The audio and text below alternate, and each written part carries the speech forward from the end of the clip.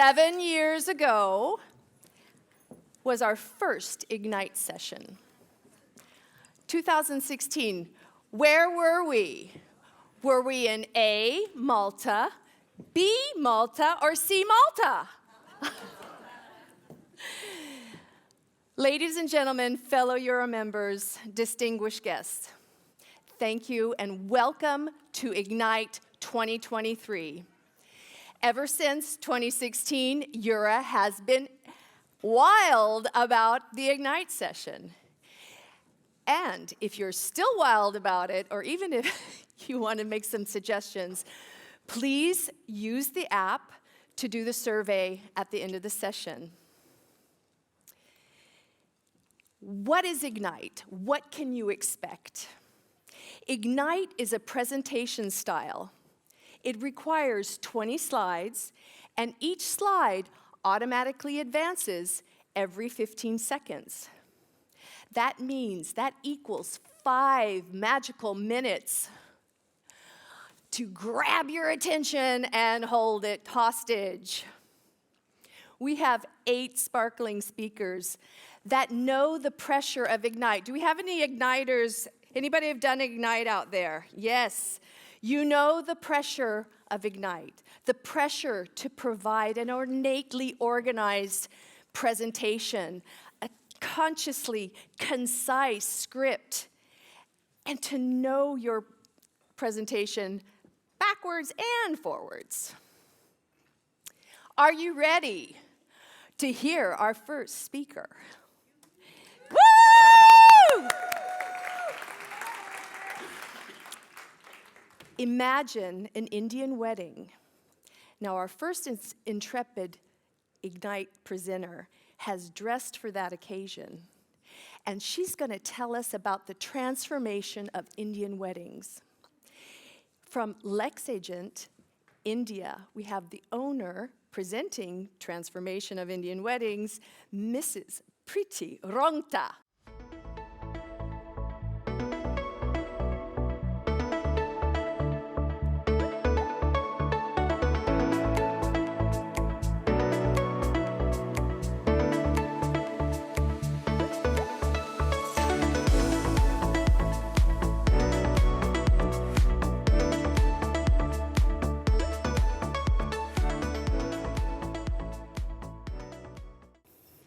Four thousand 350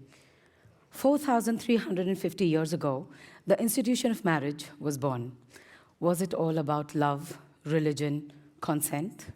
If you said no, you would be right. My grandfather, all of 14 years, married my grandmom. She was just 10 in 1920.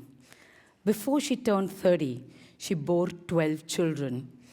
She was already looking for a suitor for her firstborn. Marriage was all about fulfilling duties, annexing families, a mission of procreation. There was nothing called a woman's choice or rights. It was a game of puppetry, as if you could pledge girls to boys. Men made those decisions, and women had no voice. But this has changed. In today's world, there is a huge transformation, and the 3 main drivers of this transformation are gender equality, freedom of choice, and advent of tech. My parents, she can't go to Oxford. My son needs a wife now. And I remember my father saying, oh yeah, of course, no, we understand, it's not that important. And it was my mother who stood up. Gender equality has played a huge transformative role. Today, women have a voice, have a choice, and we make our own decisions. But it wasn't always like this. I was married to my husband in 2001. My family arranged for this match. It took us 3 hours to decide our future. He proposed, I accepted. But my pharmacist father and my science graduate mom had no choice. They were pledged to each other without even seeing each other. They've been married for over 50 years. This is not common anymore. When we talk about weddings in India, the most important and heart-wrenching is the bidai, or the departure, at the end of the wedding ceremony. I shall leave my father's home forever and accept my new family as mine. Parents become strangers, and strangers become family. This is a picture of the first month of my wedding. My mom, my mother-in-law, and I. This was my new life. All the decisions were my family's decisions. But the freedom of choice has changed this, and today we have Tinder, marriage.com, shadi.com. It's an ocean of opportunities. But this change has taken so many years. They are between two families. So the parents guide their children, and that is the work of a matchmaker. Very nice person. Understand sense of humor. You know how I hate comedy. A very typical setup. Pre-marriage counseling has increased our awareness about our rights, our responsibilities. Today, an average Indian bride age is 25. Just a few decades ago, it was 16. A man's life was supreme. A woman had to accept his decision, be submissive, and accept his family's decision as her own. She has no voice. But that was then. But today, with the advent of tech, iPhone in one hand and an Instagram account before the child is born has changed the entire scenario. Kids are maturing much faster because of access to social media. Tinder, marriage.com, Ale, Bumble. Speed daters have no time for romance, but they do have time for a quickie. Because contact is so easy. WhatsApp messaging, Snapchat, disappearing messages have made it far too easy for girls and boys to come together and know each other and then make that choice of deciding their final life partners.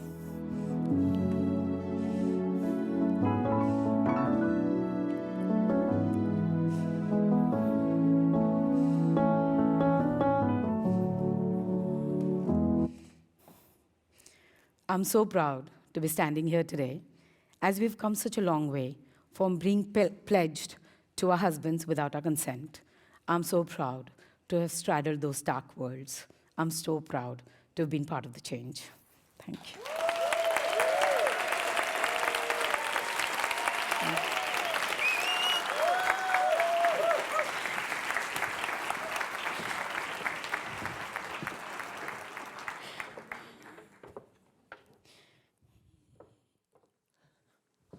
We've come a long way, baby. Lovely, beautiful presentation. Raise your hand if you are brave. I know you all are exceptional, but are you brave? Do I see any hands out there? Yes, yes. Have you ever failed? Raise your hand. Our next speaker, our next intrepid Ignite speaker, is going to talk about that connection between failure and innovation, what the key is. From Pack and Pex, the CEO of Pack and Pex, please welcome Damien Abisher to the Eurostage.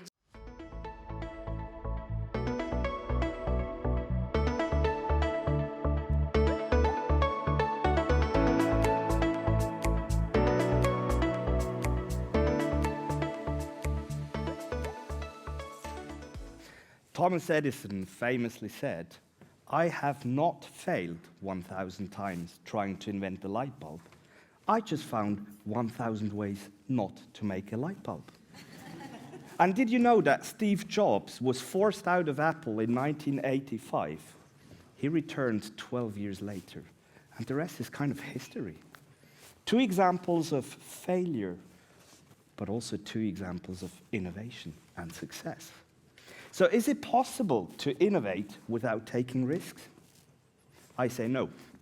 11 out of 12 startups fail, 19 out of 20 product innovations fail. Failure is an essential step on the road to success.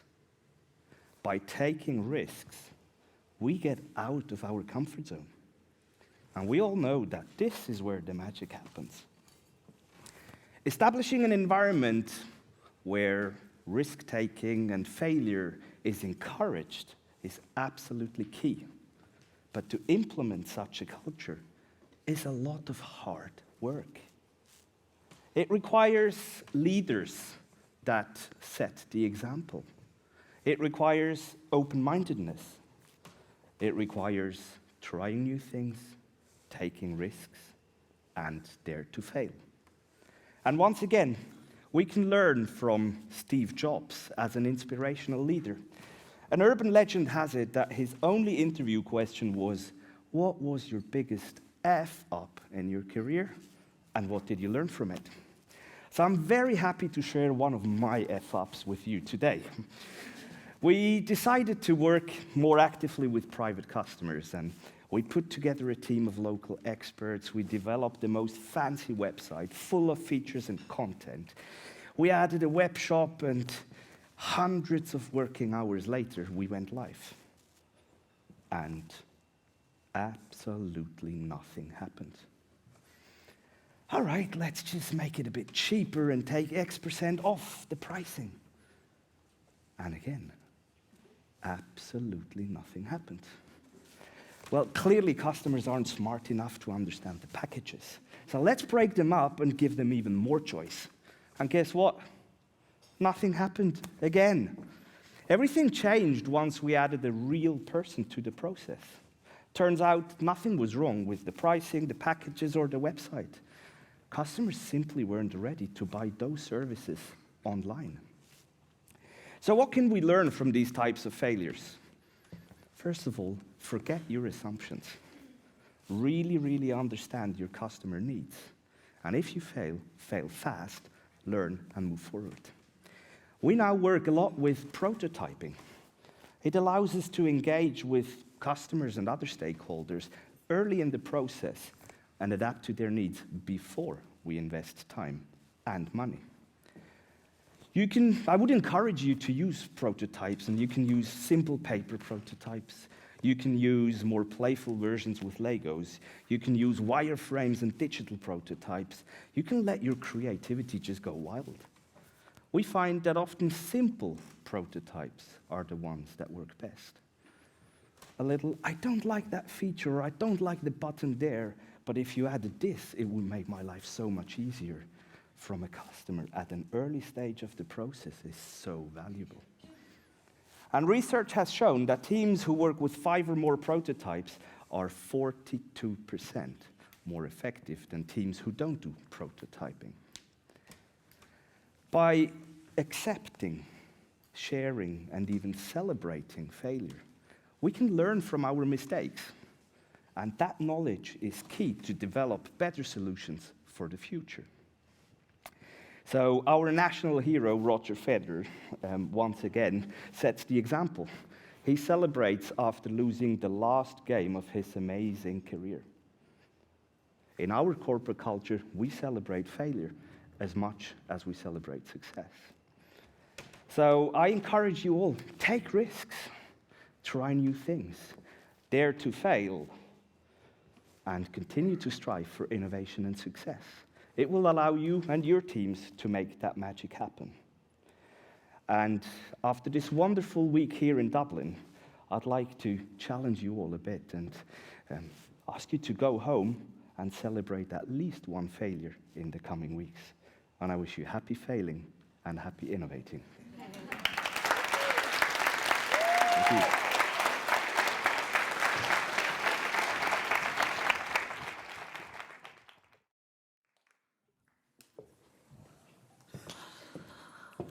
I love that concept, celebrate failure, because yes, we're better for it.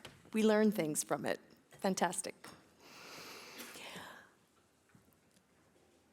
Now, when you hear the next song that the next speaker is going to walk up to, it's going to make you think of a place.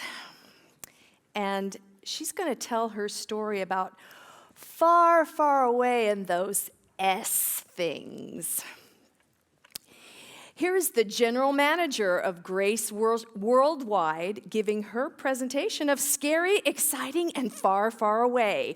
Please put your hands together for Jane Riley.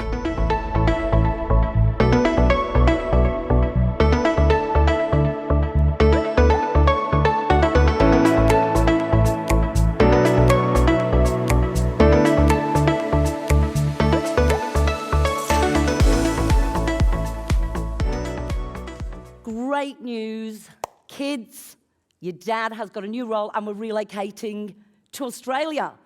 Australia? I am so not going to Australia. It's far, far away. Even Shrek wouldn't go to Australia. As a 14-year-old expat kid living in England, I'd already been to 9 schools. I was captain of the netball team and I had tickets to Duran Duran. I was not going to Australia. And the more I thought about it, looking at the research, it was really scary. Like, what were my parents thinking? It's got the S things. You know, the S things, like really, really scary stuff. 66 of the most dangerous species in the world are in Australia. There's snakes. There's spiders the size of plates. There's sharks that want you on their plates. And then there's crocodiles, but apparently the crocodiles only eat the Americans, so that's not so scary. And I've done my research. I've done my research. So in the absence of Google and social media, I had neighbors, and I'd watch neighbors. And I could see what goes on over there, and it looked very hot. And even the clothes that they wore, I don't think they even had real shoes. So they wore thongs and floppy hats and shorts and had zinc cream on their noses, and they drank beer. Beer! It's like, I'm not going to Australia. And the more we thought about it, said to my mum, why would I want to go down under when I'm quite happy up over? Like, I'm really used to England. And she said, well, maybe sometimes in life you need to get out of your comfort zone because some of the best things happen out of your comfort zone. But I loved the cold weather, I knew what to expect, and the sweet shops. And then that game, you know, that football game, come on, you Reds, and the round ball, it made sense. And looking at Australia, far, far away, I had a look on the map, and it was literally 24 hours to fly there. It's almost the same landmass, not quite as America, but there's only 26 million people there. So I thought, actually, there's a lot of space. This could be quite nice. And I looked more, and the football, I mean, they look like they're trying to kill each other, and the balls are really weird shape. The koala bears are cute. Actually, they're not even really bears, but don't tell them I told you that. The people are colourful, the weather's colourful, they love the sunshine. Even Christmas Day, they go to the beach. It's just all very, very different. Throw a shrimp on the barbie, mate. They've got this cool language, and everybody's very laid back. It just seems to be quite a nice place to be. And I was reminded again in a chat with my mum, and she said, well, think about your favourite quote from Helen Keller. Life is either a daring adventure or nothing at all. So I thought, yeah, okay, daring adventure, count me in. And my sisters was like, it's a no from me. They were like, we are not going to Australia. So we started talking to relocation consultants. They're very helpful, those people, aren't they? Giving us a brief, talking to us about what we could expect. And then we found out that in Australia, if a kid captures a wild kangaroo, you get to keep it, so you can ride it to school. I thought, I could do that. And my brother really wanted to have one of those big, hairy huntsman spiders. So it was starting to look exciting. So in came the removalists, had the container ready, getting ready to ship, and 12 weeks later, boom, over we went, and we were in Melbourne, Australia. There we were, in the hot country. And 2 years went by, and my dad's contract was extended, and extended, and extended, and we were becoming very Aussie-fied.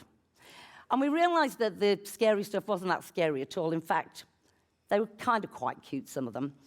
I started to learn some of the Aussie lingo, but it was a bit confusing because the Aussies thought I was English, and the English thought I was Australian, and I was just downright confused. So sometimes I wouldn't know whether to say, "G'day, mate," or "You're right." And so here I am now in Melbourne. I live there with my 2 adult boys, love the place, and my very, very naughty chocolate Labrador Sasha. And I get to work in this exciting industry. I get to go to places like here, far, far away, and meet up with you gorgeous people. So is Australia the scariest place on the earth? Probably not. Is it far away? Oh, yeah. It took me 29 hours from home to hotel. But if it's on your bucket list, I invite you to come and say g'day. And again, I think nothing great comes from life by playing it safe and staying in your comfort zone. Because at the end of the day, life is either a daring adventure or nothing at all. Thank you.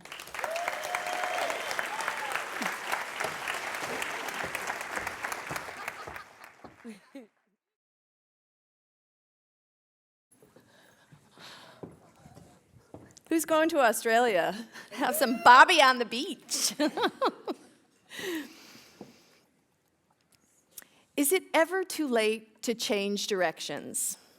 Our next presenter has a little surprise up his sleeve. Here is Altair Global's Vice President of Finance and Destination Services, here to talk about change. Please welcome Simon Scott.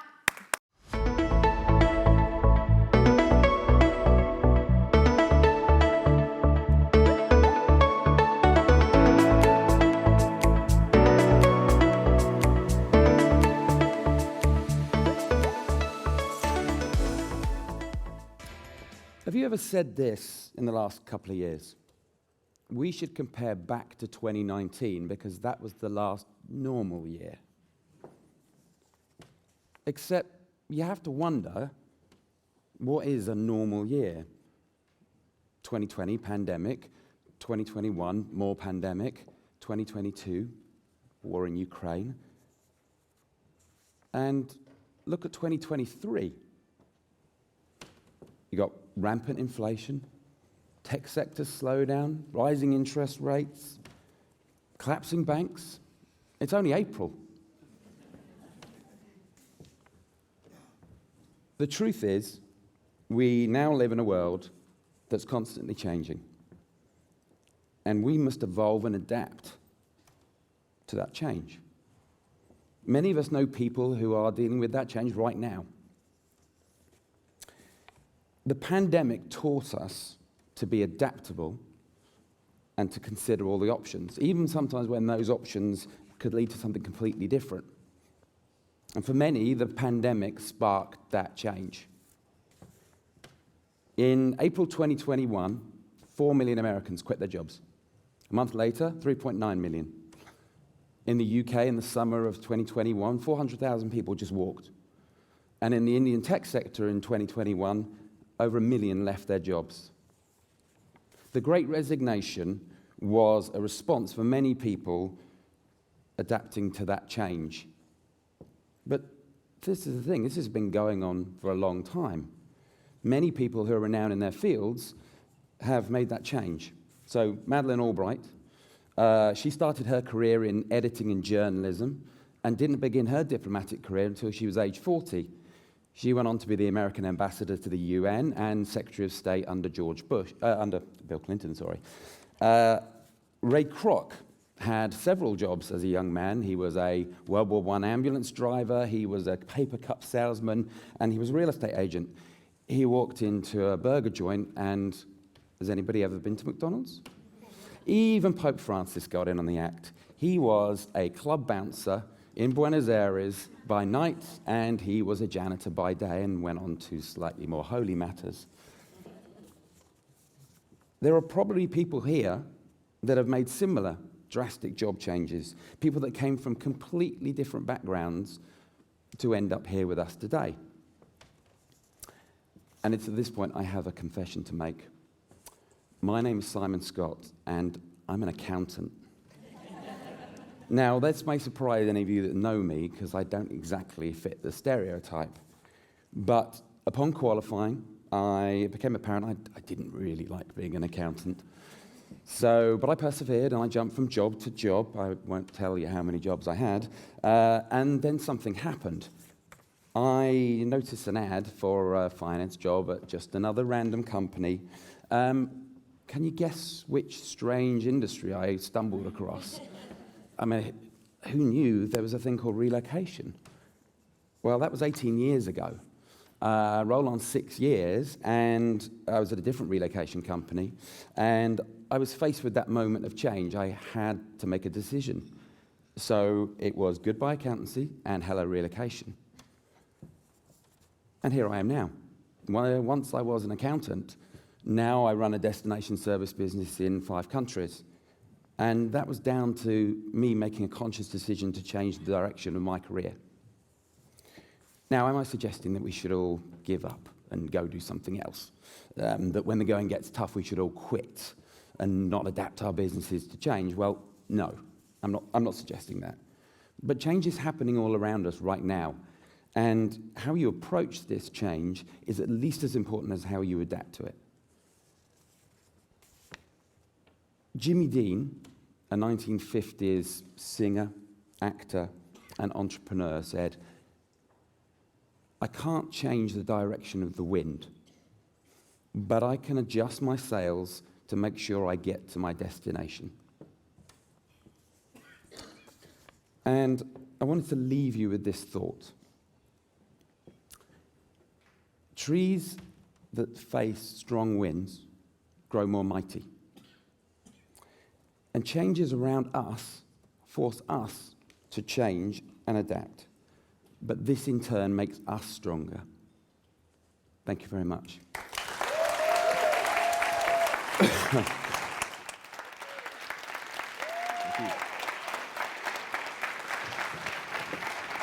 And we all want to be strong, right?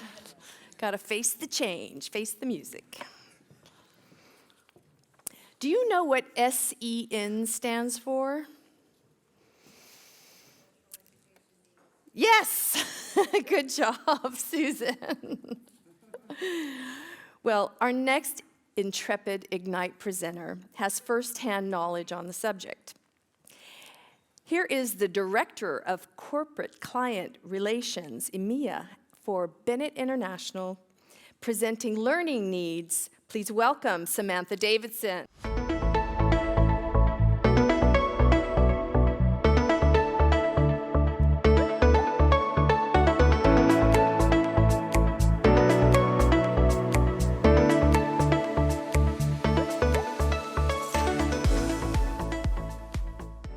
Do you know someone with a learning need or learning difficulty? Perhaps you've helped move a family with a special education needs child. So what are they, and how does this relate to our industry? ADHD, attention deficit disorder, is pretty commonly known, and autism. There's a lot more spoken about it these days. There's dyslexia, dyscalculia, Asperger's, speech and hearing challenges, gifted and talented, and being neurodiverse. 1 in 5 children in the USA are diagnosed with special education needs. Learning support is provided at no extra cost to parents by law in the USA. That's slightly different in private and international schools. It's 1 in 6 in Europe. So there's a lot of children that need a lot of support, but not every country even recognizes special education needs. Parents are reluctant to move when they've got a lot put in place for their kids back at home. It's a sensitive topic, and there's a lot of stigma can be attached to. They're unwilling sometimes to even disclose that their children have a special education need. It's harder to move kids and send families when they want to relocate. The process is different from country to country. There's a lack of diagnosis, and access is very varied. We were on our 5th corporate move when my daughter, here she is, was diagnosed with ADHD. She was actually 14 at the time. It was late in her education life. She was a super smart kid, so it was hidden away. When we moved back to the UK, we didn't have access to an education consultant. It was no longer in our policy. It was hard to navigate the schools in the UK. It was very complex, and we didn't find the right school for her. Her medical diagnosis took 18 months. That was a really long journey for us. We all really struggled to understand what it meant for her future. How could we help her best going through this difficult journey? All our children deserve the best chance in life. It's a really stressful time for families, and we need to be able to help support them along with that journey. Because every child really needs us to have a duty to care about them. How can we be more inclusive? How can we move on this together so that no child gets left behind?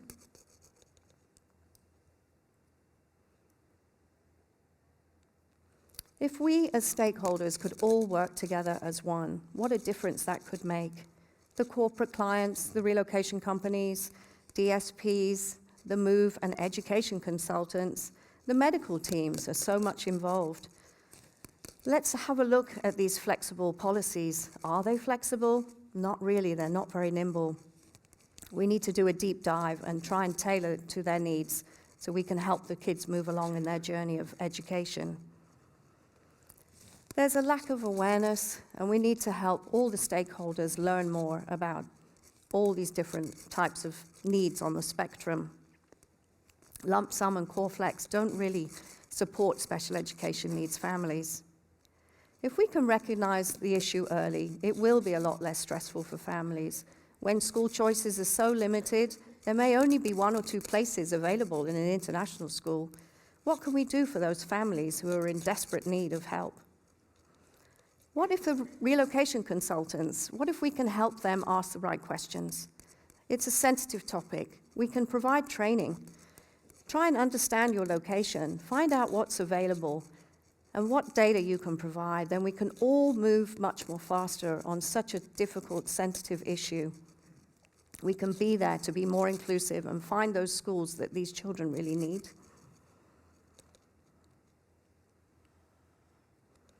If we had the same help in London as we had in California, it could have really made a big difference to our choices and support for our daughter.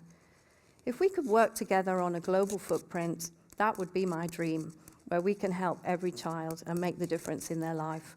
So we can have more flexible packages, that every child has the data and the families, they have the data that they need before they make that move.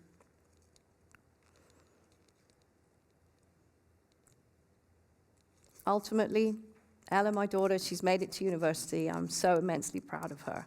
She's done incredibly well. She still needs a lot of extra support, and she has a lot of additional resources at hand. She's wearing her brother's cap, so she's not graduated yet, but you know what? I'm very proud of her. Thank you. Thank you.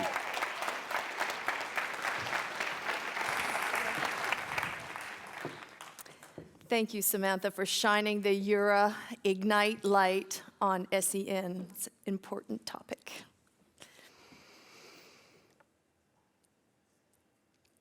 Do you manage work and life balance without guilt? Our next speaker has tips on managing the working parent guilt trap. She's the Director of Global Client Solutions at IOR, presenting Mom Guilt. Here is Diana Melbourne.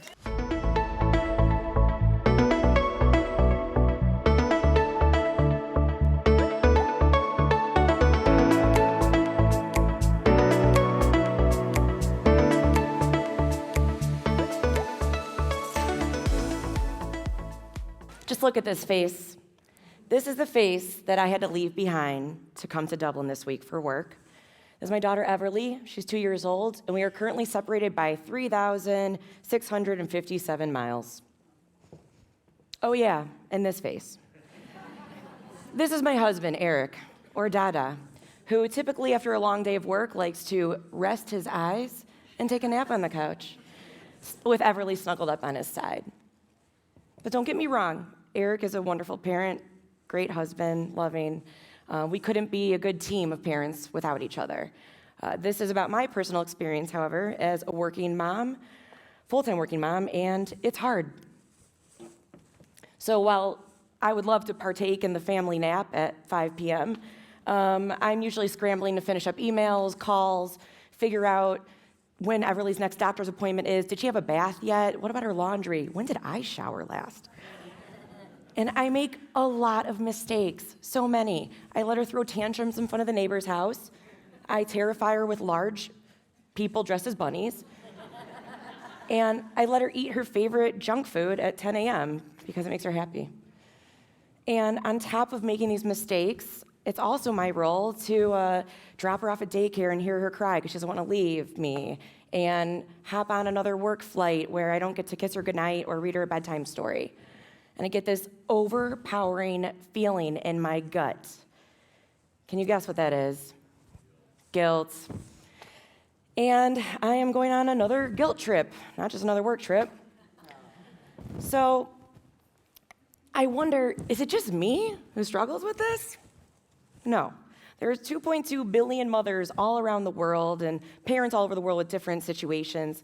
We struggle with feeling like we're not enough, we're anxious, we feel guilty. So what are some of the causes of this guilt?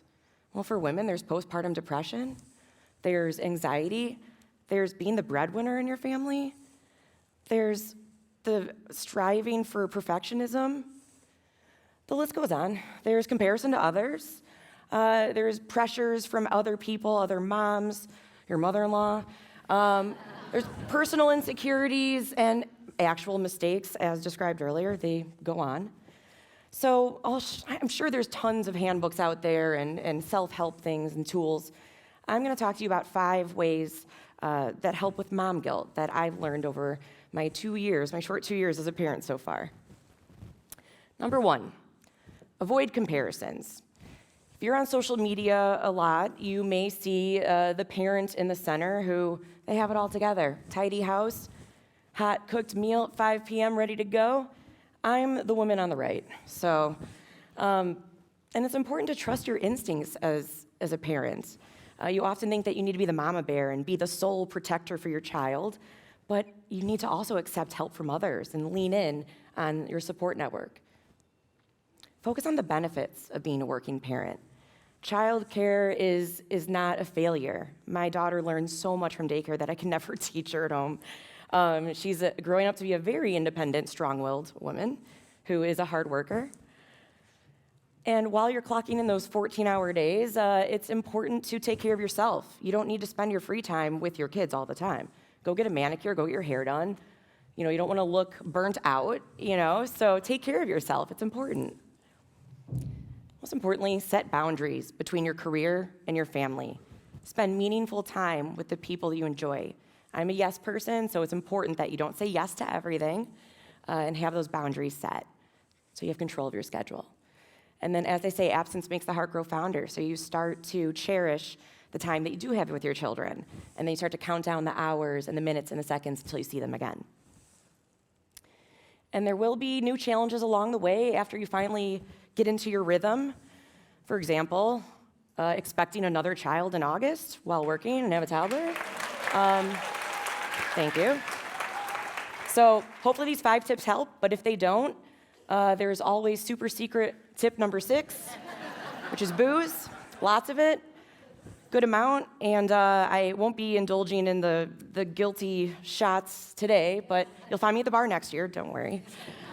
And just know that as parents, there's no roadmap to being a perfect parent, but all that matters is that we don't need to do extraordinary things to be a hero in our child's mind. So give yourself some grace. You're doing a great job.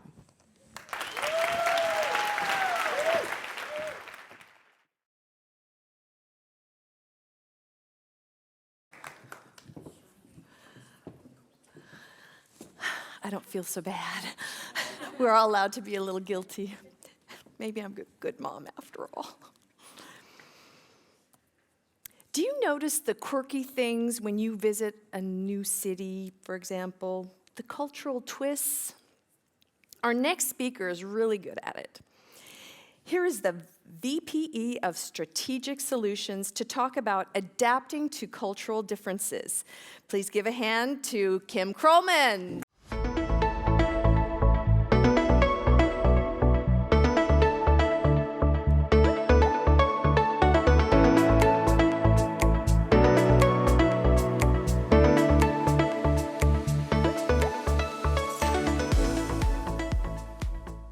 So, cultural differences. Who here has not experienced cultural differences, even this week, right? But did you know that only 50 to 6% of transferees actually are offered cultural training, and only about 10 to 15% of those actually take it? It's a bit of a shocking number, and I'm sure there's a lot of lost individuals out there. As an expat myself, I moved to America 30 years ago, and I continue to experience cultural differences, being from the north of England and moving to Chicago, and then we're going to talk about Arizona in a little bit too.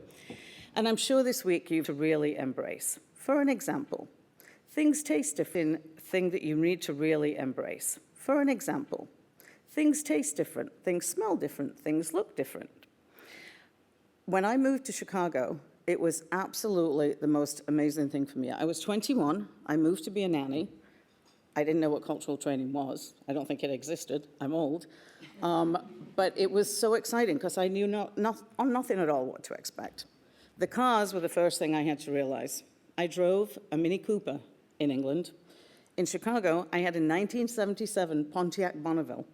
It was enormous and terrifying. And people pumped gas for me, or petrol. It was weird. The food itself, I mean, come on, you all know American food. It's big, it tastes different, it looks different, and I was a size 0 when I moved to Chicago. Clearly, the food is different, right? But lots of other things as well were very different. So I was in the Midwest. Who here's from the Midwest? Woo! Woo! Good. It's a cool place to live. It's very easy, very laid back. The people are usually from there.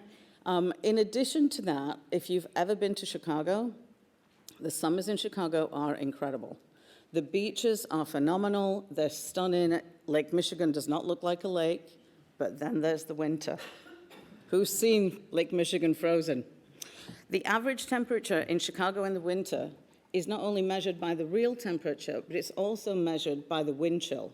And the coldest ever recorded temperature is minus 32 degrees Celsius. Minus 32. It's cold. However, 10 years ago, I decided to move to Phoenix, Arizona. It was an experience that I was not quite ready for. After all, still America. How bad could it be? It's different. Both of my children decided to leave Chicago and go to Arizona State University. So I thought, oh, warmer weather, and I can keep an eye on them as they attended the most notorious party school in America. Anyway, I digress from the reason I'm here and the cultural training that I want to talk to you about today and the differences. When I first got to Arizona, I was not expecting what I found. It was an enormous learning curve for me. It's completely different than the Midwest. However, learning about the history and the culture of things like the Native Americans and how they managed to farm that land, work that land, still own most of that land, and all of the other issues, which we won't talk about, was really inspirational and quite fascinating. I also had to adapt to living in the desert and scorpions. Not so good. The food, of course, was incredibly different than the Midwest. I had to learn about spicy peppers that went in dishes I'd never heard of, and the difference between Mexican food and New Mexican food. The houses as well were completely different. In the Southwest, most of the houses have walls around them, not even fences, but walls. So it's very difficult to sometimes meet people. So join expat groups was the thing I needed to do. Faith in the Southwest is a huge part of the culture. Within a mile of my house, there are 3 Mormon churches, a Presbyterian church, a Catholic church, and a Chinese church. It's a really big deal. Outdoor life, of course, it's the Southwest. We hike, we bike, and we boat. There are enormously stunning lakes all over the Southwest. Boating is a really big deal. They're all man-made, but they're still stunning. So in telling you my story today, I really just wanted to emphasize that wherever you go in the world, you are going to experience cultural differences. And you just have to embrace them. But if cultural training is offered, please, I beg you, take it. If you can give it to your transferees, really make sure that they do it. Because today and the rest of the weekend, if you're staying over the weekend in Dublin, you're going to experience a whole bunch of other things outside of this hotel, which is going to be incredible. So I thank you for your time today, and I hope to see you next year in, Michelle won't tell me, neither will Peggy, but thank you so much.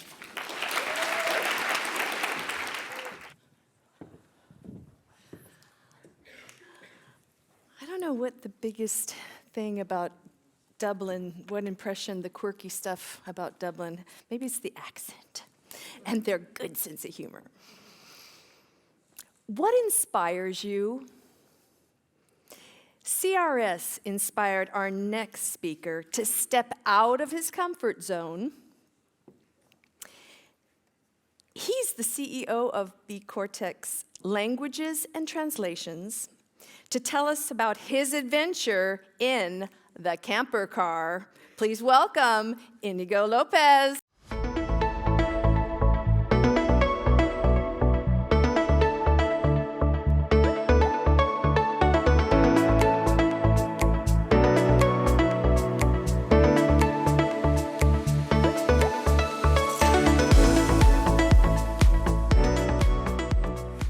Remember some years ago when, as part of the RFPs, you were asked millions of questions about data security, GDPR, and more recently, questions about corporate social responsibility. This is a story about bringing our CSR policy to life. It's a story that changed my life, it changed the life of others, and who knows, maybe it will help changing your life. In 2021, an RFP requested a CSR policy. We didn't have one, so I wrote it. It felt as a lie, untruth, unauthentic, just words on a paper. I wanted to have our CSR policy more meaningful. Then the war in Ukraine started. I wanted to help. I wanted to be our CSR policy really real. So I decided I was going to drive to the Ukrainian border. This trip changed my life.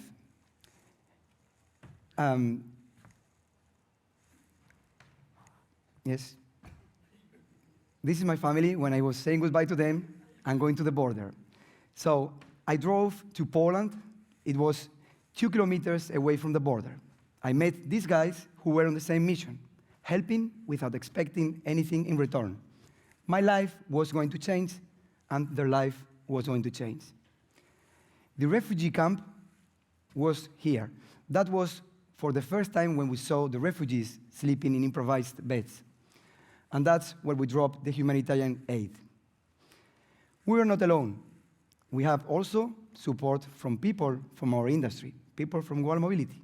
Some of them are in this room. Thank you. This is the trip in Paris, Frankfurt, when we stopped to get some more supplies for the refugees.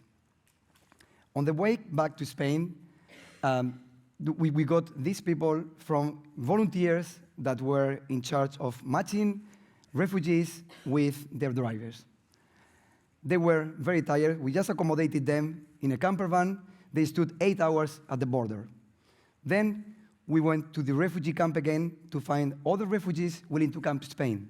We took a total of 11. They were devastated. They were scared. They were tired.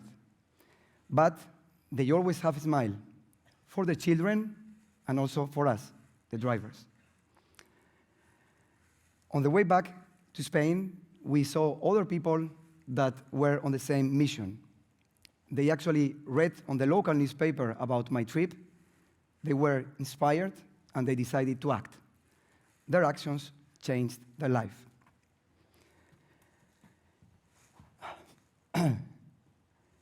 The worst night and the most challenging night was in Germany.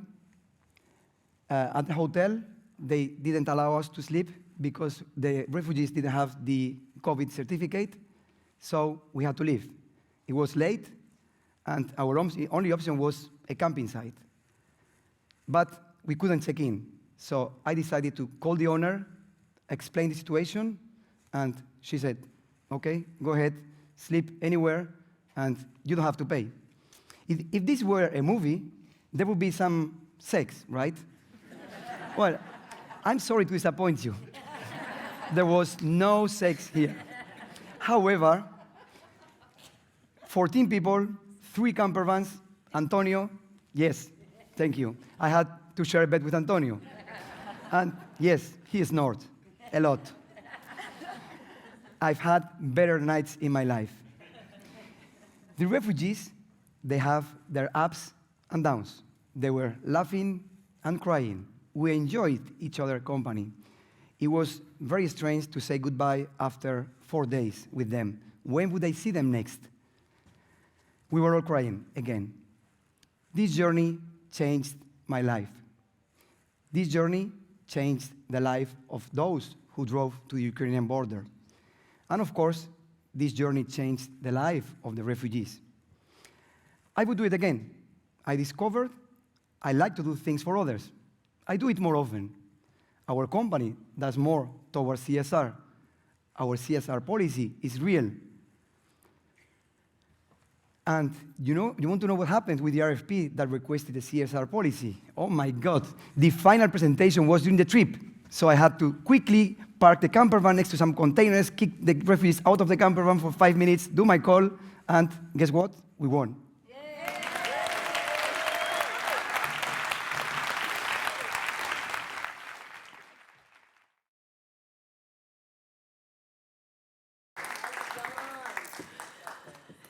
Doing something without waiting for any returns on that something you did, that's really special and life-changing in this case.